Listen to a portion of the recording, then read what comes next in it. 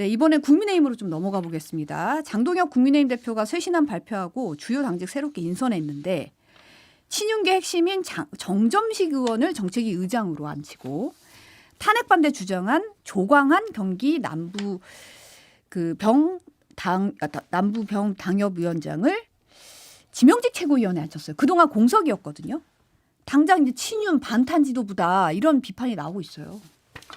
글쎄요, 뭐 본인이 했던 사과를 본인 스스로 어떻게 보면 좀 희석시켜버린 게 아닌가 싶은데요. 물론 그 사과의 내용도 굉장히 불충분했고 시점도 많이 늦어서 그 사과 자체가 무슨 효과가 있겠냐 이런 비판이 있었습니다만 어쨌든 국민의힘 일각에서는 그래도 환영한다. 이제 앞으로 이 당의 통합과 확장을 위해서 나아가자 뭐 이런 반응도 있었단 말이에요. 근데 어제 인사를 보면서는 다들 의아했을 것 같아요. 물론 이제 구인난이 있었을 수는 있습니다. 특히 정책위 의장 같은 경우에는 뭐 김성원 의원이나 이런 수도권의 이제 좀 중진 의원들 제안을 했는데 다 안 하겠다고 했던 것 같아요.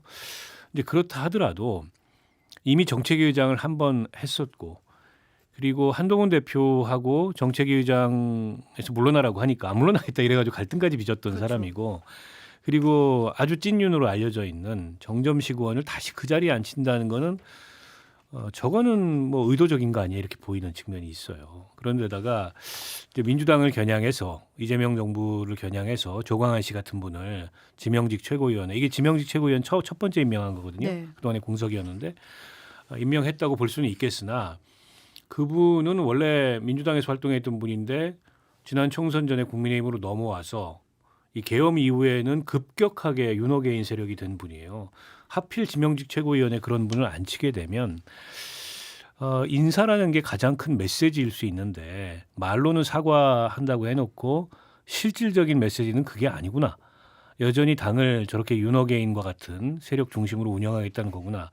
이렇게 보여요. 그래서 그 오세훈 시장처럼 환영 입장을 냈던 분들이 좀 머쓱해지지 않을까 싶습니다. 그러니까 이제 장동혁 대표가 어쨌든 늦긴 했지만 그리고 등 떠밀려서 하긴 했지만 계엄이 잘못됐다는 걸 인정하고 사과해서 좀 변화가 있을까 이렇게 기대했는데 저런 인사를 보면 환영한다고 했던 논평이 너무 좀 머쓱해진 그런 상황이 아닌가 싶고요. 결국 그 당의 유의미한 지지율의 변화나 선거 환경의 어떤 개선 이런 게 없으면 국민의힘 내부는 다시 동의할 가능성이 있고 게다가 이제 한동훈 전 대표와 친한계를 징계하겠다는 의지를 여전히 바꾸지 않고 있잖아요. 그런 것까지 겹치게 되면 당내 갈등은 또 재현될 가능성이 크다. 그러면 뭐 사과한다 혹은 변화하겠다, 쇄신하겠다라는 장동혁 대표의 뭐 기자회견이나 발표가 그냥 무의미한 게 돼버리는 거예요. 그러니까 스스로 저는 무의미하게 만들고 있다 이런 생각이 들어요. 그러니까 실천이 사실 인사잖아요. 그러니까 인사가 이렇게 나니까 이런 얘기가 나오는 것 같아요. 저는 사실 그 장동혁 대표가 24시간 필리버스터를 하고 또 그거에 대해서 한동훈 전 대표가 수고 많으셨다 이럴 때 둘 중에 누가 먼저 손을 내미느냐가 승자다 이렇게 얘기를 해서 굉장히 당위적으로 얘기를 한 거거든요. 근데 이 정도 되면은 사람들이 그럴 거예요. 역시 고쳐 쓰는 건 아닌 것 같다. 이런 말들 하는 사람들 꽤 있을 것 같고요. 더 이상은 이제 그 당위적으로 얘기하지 않고 예측을 해보자면은 국민의힘은 여기서 더 이상 달라지지 않을 것 같아요. 이대로 지방선거 가가지고 완전히 폭망을 해야 그때서야 좀 살아날 구멍을 찾으면서 뭔가 진짜 개혁 같은 개혁을 할까라는 생각이 들 정도로 구인난에 시달리고 있다는데 구인난이 있으면은 누구에게 리퀘스트를 할 거 아니에요. 그럼 벌써 소문이 나요. 열심히 그렇게 개혁하려고 그러는데 사람이 없어서 뽑았다. 근데 지금 저 정도 수준은 사람이 없어서 뽑은 거 아니에요. 완전히 의도와 생각을 가지고. 그러니까는 이렇게 사과하겠습니다 하면서 그 윤석열과의 절연 이런 거 싹 빼잖아요. 그러니까 나름대로 용어 선택을 하면서 본인만 똑똑하다고 생각하는데 그걸 판단하는 많은 사람들이 있다라는 거에 대해서 좀 알고 있었으면 좋겠어요. 그렇지 않으면은 제가 볼 때 장동혁 중심으로 해서 거기 지금 굉장히 단단한 강성들이 있거든요. 이렇게 해서 밀어붙이면 된다라고 생각을 하는 것 같은데 또 오늘 보니까 한동훈 전 대표가 당계와 관련해 가지고 그 당무감사위원장을 고소한 거죠. 네. 이렇게 되면 이제 거의 아니 지금 민주당이 얼마나 악재가 많아요. 그런데 그 악재 속에서 뭔가 으쌰으쌰하면서 당이 새로워지는 모습을 보이기 전에 지금 치고받고 난리도 아니게 생겼습니다. 지금 말씀하셨듯이 한동훈 전 대표가 이호선 당무감사위원장 고소했습니다. 이제 조작감사 관련된 내용이죠. 아예 고소장에 한동훈 전 대표가 직접 고소인으로 이름을 올렸더라고요. 이제 법적 다툼으로 넘어가게 됐어요. 어떻게 보세요? 지금 윤리위원회는 지금 장 대표가 윤민우 가천대 경찰행정학과 교수 중앙윤리위원장으로 임명을 했거든요. 윤리가 오늘 이제 첫 회의 열고 단계 사건 등을 논의할 예정인데 이 와중에 이제 홍준표 전 대구시장 같은 경우는 윤석열, 한동훈 두 용병 세력의 난투극이 한국 보수 정당을 망쳤다. 이에 대한 단호한 응징 없이 그대로 뭉개고 지나간다면 그 당의 미래는 없다. 이런 메시지를 SNS에도 올렸더라고요. 어떻게 보세요? 아니 근데 뭐 홍준표 시장님 말씀은 뭐 변론으로 하고요. 그러니까 아마 한동훈 전 대표 생각은 그런 것 같아요. 지금 이제 윤리위는 징계를 강행하려고 하는 것 같다. 근데 이제 윤리위가 어떤 사실에 대한 판단을 통해서 징계를 내릴 거 아닙니까? 그렇죠. 근데 그 사실이 조작됐다면 그 징계는 성립하지 않는다. 근데 이건 명백히 조작된 사실이고 이건 그냥 묵고할 수 없다. 이게 이제 고소의 배경인 것 같아요. 그 한동훈 전 대표 스타일이죠. 이분이 뭐 수사를 했던 분이고 검사 출신이고 그리고 이제 이 사실 여부를 굉장히 중시하기 때문에 대응을 한 것 같은데 정치적으로 보면 그게 꼭 좋은 대응일까 이런 생각도 들어요. 한편으로는 기다려보고 윤리 결과를 아직 윤리위가 징계를 내린 건 아니에요. 근데 기다려보고 그게 너무 터무니없고 너무 부당했을 때 그리고 터무니없고 부당한데 징계 수위가 이건 뭐 아예 당에서 쫓아내겠다 이런 거라면 그러면 이제 법적 대응을 포함해서 이런 걸 할 수도 있는데 늘 한동훈 대표는 생각이 너무 좀 빨리 돌아가는 것 같아요. 머리가 좋아서 그런지 모르겠는데 그런 거라고 저는 보이고 오히려 이제 지금 뭐 당에서 부당하게 좀 괴롭힘을 당하고 있잖아요. 어떻게 보면 탄압을 받고 있지 않습니까? 근데 정치인이 때로는 그런 게 성장의 자양분이 될 수도 있거든요. 그리고 많은 그 과거에 이제 정치적 거물들이 그런 걸 딛고서 큰 정치인으로 이렇게 성장했던 서사들이 있어요. 근데 이제 한동훈 전 대표는 객관적으로 그런 상황인데 이게 이제 한동훈이 피해자라는 느낌이 잘 안 들어요.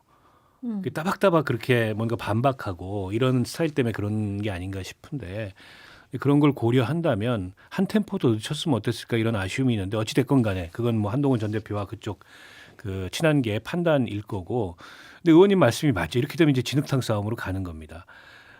누가 옳고 누가 명분이 있고 이거는 당사자들 주장이고 밖에서 보기에는 야 국민의힘 진짜 한가한가 보다.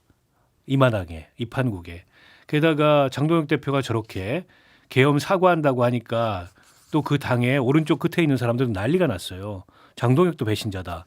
뭐 전환길부터 시작해가지고 그래서 윤을 버리면 장동혁도 버리겠다. 장동혁 대표는 그걸 의식하는 것 같아요. 그러니까 인사를 저렇게 하죠.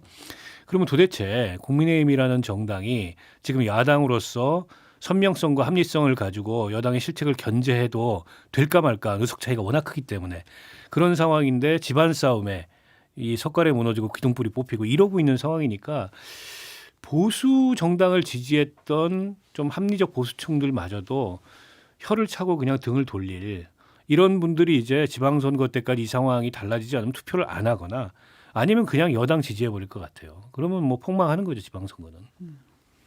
지금 한동훈 전 대표가 인성이 어떻고 살아온 배경이 어떤지 전 몰라요. 그 본인이 주장하는 바라든지 보면은 굉장히 그 보수의 어떤 합리성, 그 다음에 보수가 지향하는 바에 대해서 걱정하는 사람들하고 맥을 같이 하잖아요. 그래서 저는 중요한 자산이라고 생각을 하는데요. 의원님 말씀하셨듯이 지금 괴롭힘을 당하고 있는 거잖아요. 그러니까 얼마나 본인은 힘들겠어요. 그런데 제가 생각할 때요. 그 좀 전술적인 이야기를 하자면 지난번 24시간 그 필리버스터 할 때 수고 많았다 그랬잖아요. 그러면 계속해서 통합하자라는 거로 메시지를 보냄으로써 중요한 건 장동혁이 아니에요. 이 한동훈을 바라보는 잠재적 보수층이거든요. 그렇다면 계속해서 그리고 원래는 윤리위에 이제 저렇게 해놓고 출석하라 그랬다는 거예요. 그러면 저는 소크라테스처럼 악법도 법이잖아요. 난 나갈 것 같아요. 나가서 당신들 이거 조작이다. 잘못됐다라고 호소하는 모습도 보여줘야 돼요. 그러니까는 내 가족이 썼는데 이거는 사설에 국한되어 있는 것이지 지금 입에 못 담을 그 비난은 나의 가족과 상관없이 이거는 쓴 게 아니고 나는 가입도 한 적이 없는 이거를 차분히 설명하고 그게 언론에 나오도록 해야 돼요. 그래가지고 상대를 칠 때는 어떻게 해야 되느냐? 온 우주의 기를 모아서 단 한 방에 쳐야 되는데 찔끔찔끔 치는 것처럼 보인단 말이에요. 어제 의원님하고 얘기했지만 모 방송에 나와가지고 장동혁을 스태프라고 도발이거든요. 이건 언어의 도발. 그런 건 할 필요가 없어요. 장동혁이 리더십을 잘 발휘하기를 원한다. 계속 하다가 결정적인 시기에 한 방을. 그러니까 고소를 하더라도 의원님 말씀이 맞아요. 저러니까 딱 검사구나. 이런 생각을 하게 되는 사람이 또 많지 않겠어요? 한동훈 주변에 그 팬들이 많은데요. 이분들도 상당히 전투적이고 공격적이더라고요. 그분들도 한번 생각해 보세요. 그렇게 하는 게 한동훈 전 대표에게 도움이 되는 건지 아닌지. 제가 그래서 어떤 자리에서 얘기를 했는데요. 비교할 일은 아니지만 가수 임영웅 씨 팬들 보세요. 임영웅 씨보다 더 선행을 많이 베풀어 갖고 본인이 지지하는 가수가 더 뜨게 만들거든요.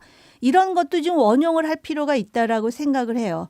그래서 이 우주의 기를 모아서 한 방에 쳐야 되는데 정말 누가 봐도 피해자인데 피해자가 아닌 것처럼 행동한다라는 이 의원님의 지적을 좀 따끔하게 저 탄압받는 자의 서사가 정치인한테는 큰 이게 뭐라 그래야 되나 이게 큰 장점이 될 수도 있거든요.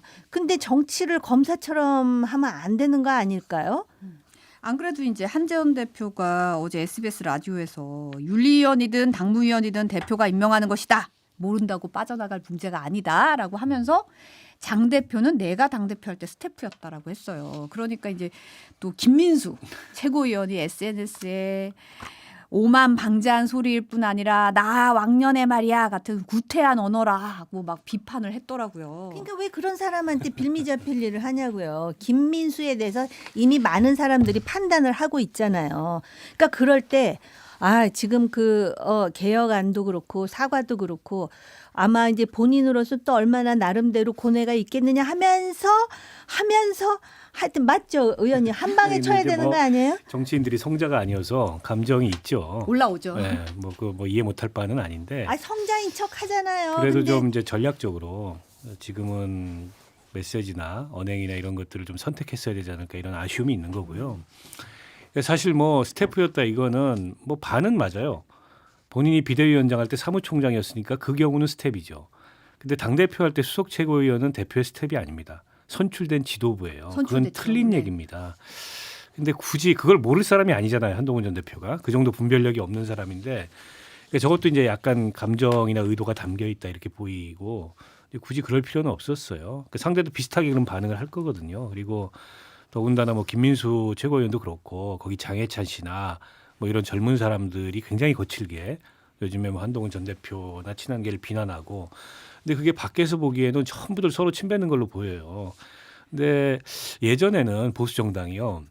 권력 투쟁답게 했습니다. 근데 친이 친박계 같은 경우에 진짜 무섭게 싸웠어요. 서로 공천 죽이기를 하면서. 근데 외부의 어떤 이 적에 대해서는 또 힘을 합쳐요. 서로 이제 외부의 적에 맞설 때는 힘을 합쳐서 그래서 이제 정권도 만들고 정권도 이제 뭐 승계하고 이렇게 했던 거잖아요. 근데 지금은 어떻게 보면 이 국민의힘이라는 정당 내부에서의 그 적개심이라는 게 여당을 향한 적개심보다 더 큰 것 같아요. 내부에서. 밖에서, 내부의 적이. 그래서 이게 계엄이나 내란이 남긴 혹은 윤석열 정권 시절의 당정 관계 완전히 왜곡됐었잖아요. 그게 남긴 상처구나. 이렇게 돼버렸구나 정당이. 그러면서 한편으로는 정말 극우적인 그런 이 생각을 갖고 그런 언행을 하는 그런 약간 컬트화된 그런 집단이 고성국 씨 같은 사람이 입당을 하는 거 아닙니까? 근데 고성국 씨가 누굽니까? 지금 뭐 거의 극우 유튜버의 최선두에 서 있는 최정점에 서 있는 사람인데다가 미래통합당 시절에 황교안 대표의 책사 노릇을 했지만 사실상 고성국 씨 말 듣다가 완전히 총선에서 폭망했고 윤석열 전 대통령도 어쨌든 고성국 씨 유튜브에 나오는 얘기, 고성국 씨가 전달하는 메시지 그런 거에 따르다 저렇게 된 거잖아요. 링크 막 보냈다는 거잖아요. 그런 사람이 지금 입당을 한 건데 뭐 그냥 개인 100만 명 중에 한 명이라고 얘기하지만 누가 그걸 믿겠어요. 모셔온 거죠.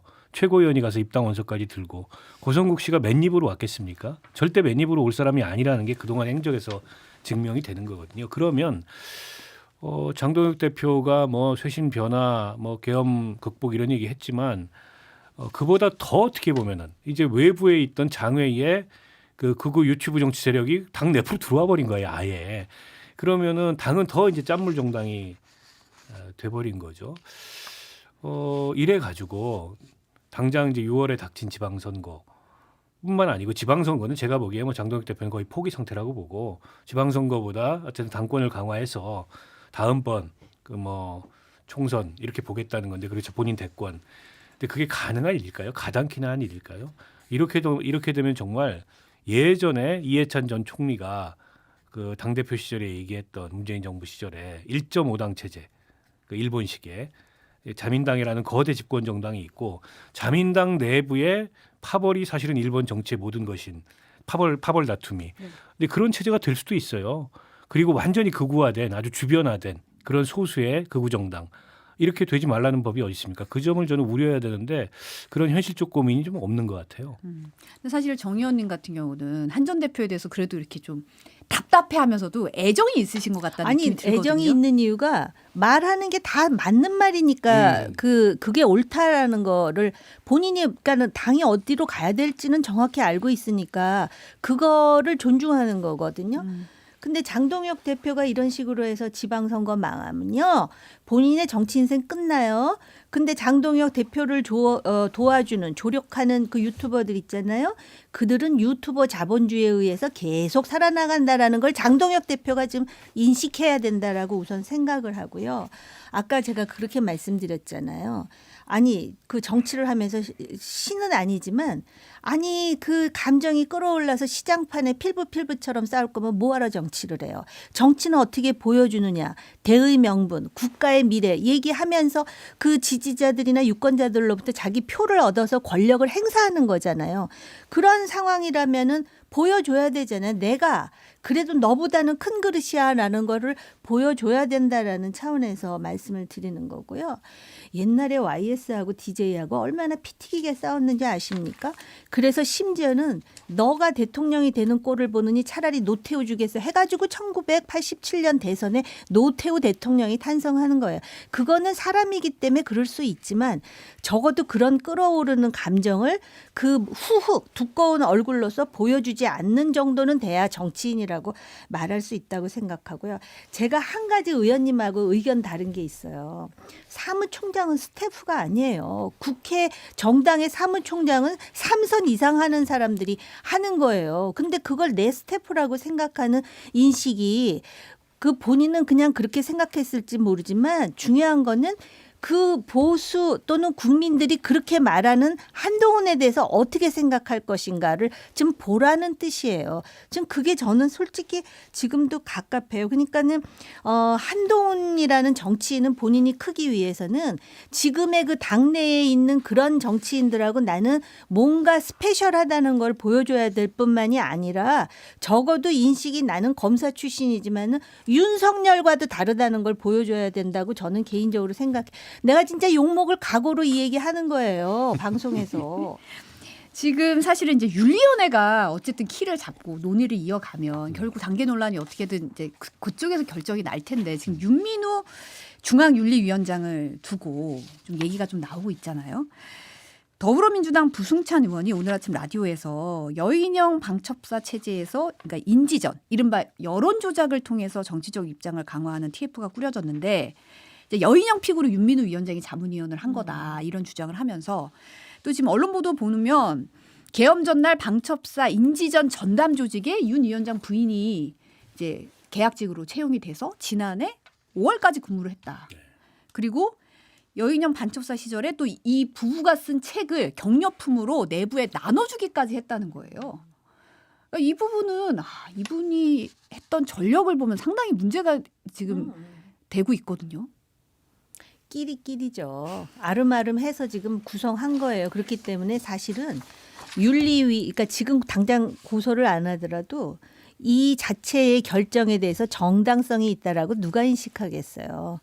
그래서 사실은 어떻게 보면 이런 일련의 구도가 아주 정략적으로 보면은 한동훈 전 대표에게는 역발상이지만 유리한 구도예요. 그리고 계속 이거를 오히려 지금 민주당이 지금 전부 지금 문제 삼고 문제 제기해 주잖아요. 어떻게 뭐 어떻게라는 표현은 뭐하지만 하여튼 윤리위원장 정말 저는 처음 듣는 이름이고요. 그다음에 그 보니까 저기 전문성이 자문위원 전문인 것 같아. 뭐 엄청난 자문위원 뭐 타이틀이 있다고 하더라고요. 근데 누가 봐도 좀 무리한 윤리위 지금 전개 상황이죠. 당무감사위 끝나자마자 그 전에 여상원 윤리위원장의 임기가 남았음에도 불구하고 그분은 이제 그만두도록 하고 그다음에 당장이 윤리 구성을 안 하고 당무감사위 먼저 구성해서 지금 조작 발표 논란이 나올 정도로 이제 무리한 발표를 하고 그 내용을 기초로 윤리위원회에다가 징계를 요청을 했는데 김종혁 최고위원에 대해서는 2년이라는 구체적인 이제 말하자면 양형을 정해서 권고를 했고 한동훈 전 대표는 뭐 당직자가 아니라는 이유로 안 했습니다만 김종혁 전 최고보다 더 강한 징계가 나올 수도 있다 이런 전망마저 있어요. 네. 그러니까 그게 합당하거나 근거가 있거나 논리적 타당성이 있거나 이런 거 상관없이 그냥 할 거다. 근데 이런 전망마저 나오거든요. 그리고 어제 그 신임 윤리위원장이 밝힌 바를 보면 정치적 책임을 거론합니다. 법적 책임뿐만이 네, 아니라. 맞습니다. 네. 그러니까 그거는 법적으로 딱 떨어지는 문제가 아닌 포괄적으로 정치적 책임이 있다. 당이 이렇게 뭐 분란을 일으키고 뭐 당 내부에 균열을 가져오고 당원들을 모욕하고 막 뒤집어 씌우기 나름이잖아요. 그렇게 해가지고 뭐 어떤 판단을 내리겠다라는 의도로 읽혀요. 근데 이제 그런 분이 출신도 그렇고 그다음에 선임되게 된 배경도 그렇고 그리고 과거에 했던 발언 이분이 뭐 김건희 두둔하는 발언도 하고 또 뭐 중국이 부정선거에 관여했다 뭐 이런 얘기도 막 서슴 법학자시던데 법학자가 그렇게 근거 없는 얘기를 막 하고 다니고 그런 것도 참 터무니없는 거여서 정당성을 인정받기가 어렵고 만약 장동혁 대표가 저걸 강행하면 당 내부의 여론이 굉장히 나빠질 거예요. 그리고 리더십이 다시 흔들릴 겁니다. 그러니까 제가 아쉬운 점은 그런 거예요. 한동훈 대표는 지금 당내 우군이 많이 없어요. 그러니까 이게 당이 쇄신 변화해야 된다. 장동혁 저렇게 가면 안 된다라는 데 있어서는 목소리가 일치해야 하는데 한동훈 문제가 던져지면은 약간 양비론 비슷하게 목소리가 분산이 돼요. 그러니까 이 점을 아주 예민하게 봐야 된다고 봐요. 그래서 오히려 당하면서 넓게 우군을 확보하는 이제 그런 어떤 정무적인 판단이나 전략을 취했으면 어떨까 싶은데 여전히 과거에 그 법무부 장관 시절에 야당 의원들의 공세를 받아치던 그런 한동훈의 모습이 남아 있잖아요. 지금 이 사안에 대응하는 모습에서도 그런 점이 뭐랄까요, 뭐 동정, 지지, 연대 이런 걸 좀 폭넓게 못 사는 거 아닌가 그런 점이 좀 아쉽고요. 저 징계는 정당성이 없을 거예요. 누가 봐도 김종혁 전 최고 말 몇 마디 했다고 당원권 2년 정지가 말이 됩니까? 아무리 지금 정당이 정상이 아니라 그래도 때문에 그런 여론이 자연스럽게 나올 수밖에 없어요. 당내에서 이게 뭐 외연확장하고 통합하자면서 뭐 하는 짓이냐. 근데 그 나오도록 기다리는 게 오히려 한 전 대표나 친한계 대응으로서도 타당하지 않았을까. 뭐 밖에서 관찰하는 입장에서 그런 생각이 드네요. 지금 모든 세팅이 한동훈 및 친한계 제거 세팅이에요. 그렇죠. 네. 윤리위원장도 다 알아요. 바깥에서 정치에 고관여층은 말할 것도 없고 관심 있는 일반 국민도 알 것 같아요. 그러니까 한동훈만 빼고 오세훈 오케이, 박형준 오케이, 심지어는 윤석열 대통령이 쫓아냈던 이준석도 오케이. 오히려 지금 개혁신당이 퉁기고 있잖아요. 니네 친윤 세력인데 우리가 너희하고 합칠 것 같아? 연대할 것 같아? 지금 이런 상황이거든요. 그다음에 또 한 가지. 정치판을 이렇게 들여다보면은요. 꺼진 불도 다시 보자. 꺼진 불은 반드시 켜져요. 이게 정치판의 생리예요. 이준석 전 대표를 그렇게 난도질했을 때 거의 정치 생명 끝났다라고 판단한 사람들도 많았어요. 지금 다 화려하게 부활하잖아요. 그래서 탄압이 하나의 영웅서사의 전제가 될 수도 있다라고 우리가 늘 얘기하는 것이고요. 이런 상황에서 조금 친한계는 전략을 다시 한번 재검토해서 그러니까 한동훈은 이런 식으로 한다고 죽지 않는다라는 말씀을 드리는 거예요. 그런데 장동혁 대표는 심리적으로 완전히 지금 한동훈한테 꽂혀 있다라는 느낌밖에는 안 들어요. 근데 정말 보수 정당이고 보수 정당을 지지하는 사람으로서는 아니 이런 비극이 있을까? 지금 대한민국의 미래의 한 축이에요. 오늘날 21세기에 이 정도의 대한민국을 건설하는 데 있어서 보수 쪽에 있는 사람들이 얼마나 많은 기여를 했습니까? 근데 어떻게 몇몇 사람들에 의해서 이렇게 조롱거리가 되고 지금 한 칼에 날아갈 수도 있다라는 생각을 하게 만드는 것인지.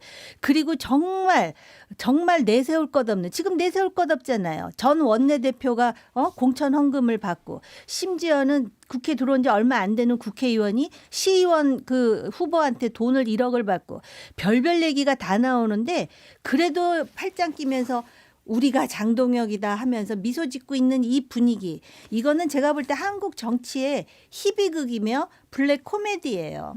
안 그래도 지금 서울시의회가 김경시 의원 제명 검토한다는 속보가 지금 들어와 있는 상황인데 저는 김경 서울시의원 진짜 이해가 안 되는 행보를 보였더라고요. 경찰 수사 직전에 자녀 만난다고 미국으로 출국해놓고 지금 라스베가스에서 발견이 됐어요. MBC 보도 잠깐 보고 얘기 나누겠습니다. 김 시의원이 현재 미국 라스베이거스에 체류 중인 것으로 MBC 취재 결과 확인됐습니다. 현지 시간 6일 김 시의원은 라스베이거스에서 열리고 있는 세계 최대 가전 전시회 CES 행사장에 모습을 드러냈습니다. MBC가 확보한 사진을 보면 김 시의원은 흰색 모자와 검정색 마스크로 얼굴을 가리고 엄지손가락을 올린 채 한 대기업 간부와 사진을 찍었습니다. 목에 건 출입증에는 영문 이름과 함께 서울시 소속이라고 적혀 있습니다. MBC는 김 시의원이 서울시 산하기관을 통해 CES 출입증을 발급받은 사실도 확인했습니다.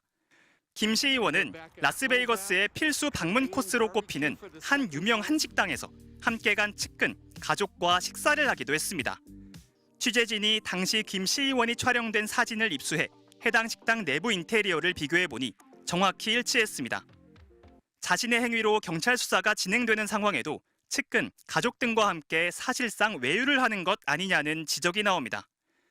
김 시의원은 MBC 취재진에 의정활동의 일환으로 6일부터 CES에 참석했다면서 5일까지는 한국에서 어린 조카들과 오래전 계획한 겨울방학 여행을 함께했다고 해명했습니다.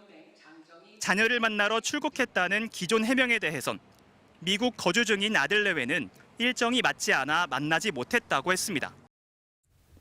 정작 아들네는 만나지 못했다고 하고 누가 봐도 외유로 보이는 여러 가지 행보를 하고 다니는 게 참 어느 분이 댓글로 멘탈 갑이다라고 표현을 하셨는데 저 어이가 없는데 또 게다가 지금 텔레그램이랑 카톡은 또 재가입한 정황도 드러나고 있다고 해요. 그래서 이거 증거인멸하려는 거 아니냐 이런 의혹도 지금 나오고 있거든요. 어떻게 보세요? 그러니까 뭐 도주 증거인멸 가능성이 다 있다고 봐야 되겠죠. 그러니까 수사 초기에 이 수사에 혼선을 주고 수사를 지연시키려는 목적의 출국이라고 보여요. 그리고 이제 그 입을 맞추고 시간을 벌어놓고 나서 또 증거를 인멸하고 특히 이제 뭐 텔레그램 이걸 재가입을 했다는 거는 기존에 쓰던 전화기를 없애고 새 전화기를 장만했다 이런 뜻이잖아요. 때문에 이제 증거인멸하려던 그런 행적이 너무 뚜렷한데 경찰이 물론 출국 금지를 할 겨를도 없이 이게 언론에 나오자마자 그 다음 날인가 바로 출국을 해버렸어요.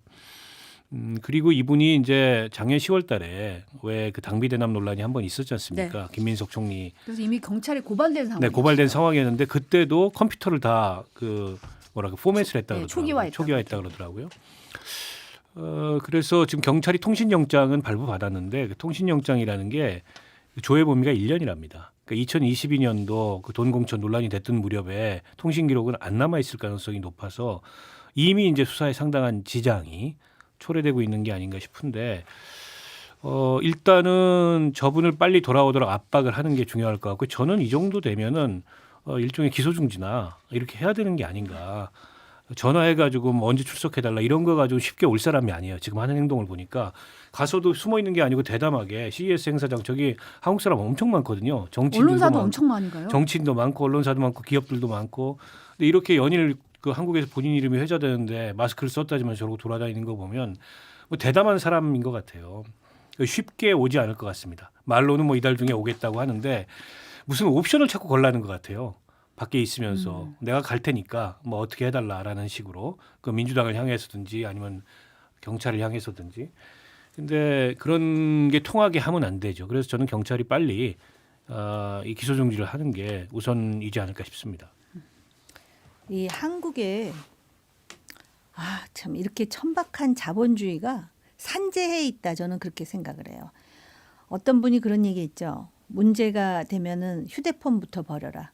돈이 있으니까 비행기 타고 미국 가서 라스베가스 사막에다가 휴대폰 버리면 그거 어떻게 찾을 거예요? 지금 휴대폰 바꿨다라는 지금 방증이 나오고 있는 상황 아니에요?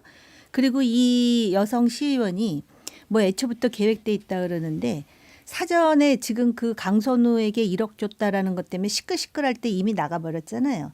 그러면 변호사의 조력을 안 받았을까요? 그것도 다 돈이 드는 일입니다. 그런데다가 지금 미국에서 안 들어올 거라 그러셨잖아요. 근데 이 사람이 영주권이 없는 한 미국에 그 머물러 있을 수 있는 시간이 한정돼 있어요. 근데 그 이상으로 거기서 떠돌 수 있다라는 건 돈이 없으면 이건 할 수 없는 일이에요. 이게 다 천박한 자본주의. 조금 전에 우리가 얘기한 뭐 강성 유튜버 얘기했잖아요. 유튜브 정치 문화가 우리 사회에 들어오면서 이것도 돈하고 연결되었다라는 걸 많은 사람들이 지적하지 않습니까? 근데 이 여성의 경우는 그런데다가 그 라스베가스 CES죠. 네. 거기 그렇게 활보하고 다녔다라는 걸 보면 믿는 구석이 있는 것 같아요. 하기는 그러고 다니는데 경찰이 사전에 출국 금지도 안 시키고 지금 압수수색도 안 하고 지금 팔짱 끼고 지금 보고 있는 거잖아요. 그러니 얼마나 믿는 구석이 있는 겁니까? 저는 그렇게 생각합니다.